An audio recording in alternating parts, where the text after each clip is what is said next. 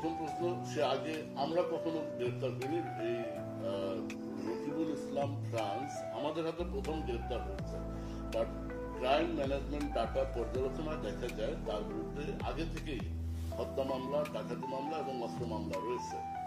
এবং জিজ্ঞাসাবাদে সে আমাদের যে তথ্য দিয়েছে যে সে অস্ত্র কেনা বেচার সাথে জড়িত, সে নির্দিষ্ট একটা জায়গা থেকে অস্ত্র নিজে কেনে, নিজে বিক্রি করে এবং প্রয়োজনে অস্ত্র ভাড়াও দেয়। এবং এই রকিবুল এই টিমটাকে সে লিডিং করে, সে নেতৃত্ব দেয়। তার নেতৃত্বে আরো কিছু অস্ত্রধারী আসামি আছে যাদেরকে আমরা অনুসরণ করছি। ভবিষ্যতে তাদেরকে আমরা আইনের আওতায় নিয়ে আসবো।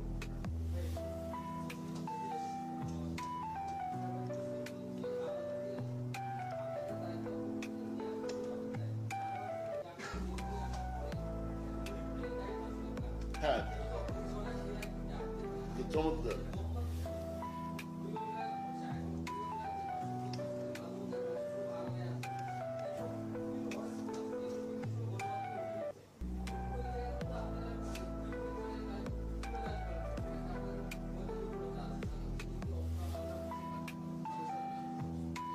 কোন ফৌজদারি অপরাধে অভিযুক্ত কোন আসামি যদি বিজ্ঞ আদালত থেকে জামিন নিয়ে এসে পুনরায় অপরাধ করে, তাহলে পুনরায় তাকে গ্রেপ্তার করতে বা তার বিরুদ্ধে আইনগত ব্যবস্থা নিতে কোনো বাধা নেই। এক্ষেত্রে সে জামিনে এসে যে আবার অপরাধে লিপ্ত হচ্ছে, এই বিষয়টা আইন শৃঙ্খলা বাহিনীর বিষয় না, এটা বিজ্ঞ আদালতের বিষয়। বা জামিনের যে শর্ত আছে, যে বিধিবিধান আছে, এটা সেখানে যারা এটা পর্যালোচনা করেন এটা তাদের বিষয়, বিজ্ঞ আইনজীবী, বিজ্ঞ আদালত তাদের বিষয়।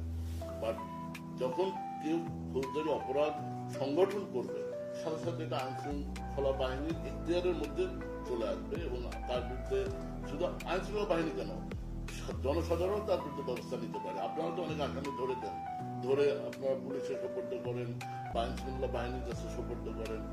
এখন মাঠে বাংলাদেশ সেনাবাহিনী এসএসসি পাওয়ার নিয়ে কাজ করছে। যে কোনো আইন শৃঙ্খলা বাহিনীর কাছে আপনারা যে কোনো অপরাধে অভিযুক্ত আসামিকে বা অপরাধীকে শনাক্ত করতে কোনো বাধা নেই, করতে পারবেন।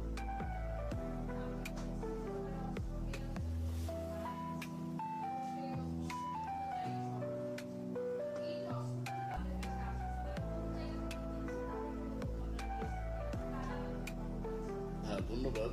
এটা একটা সংঘবদ্ধ অস্ত্রধারী সন্ত্রাসী চক্র। এমন কোনো অপরাধ নেই এই চক্রের লোকজন করে না। চাঁদাবাজি, জমি দখল, কন্ট্রাক্ট অপরাধ, বড় মাদকের চালান, গোল্ড স্মাগলিং থেকে শুরু করে ইভেন কাউকে ভয়ভীতি দেওয়া, হুমকি দেওয়া, এগুলো তারা করেছে এবং প্রাথমিক জিজ্ঞাসাবাদে আমরা তথ্য পেয়েছি।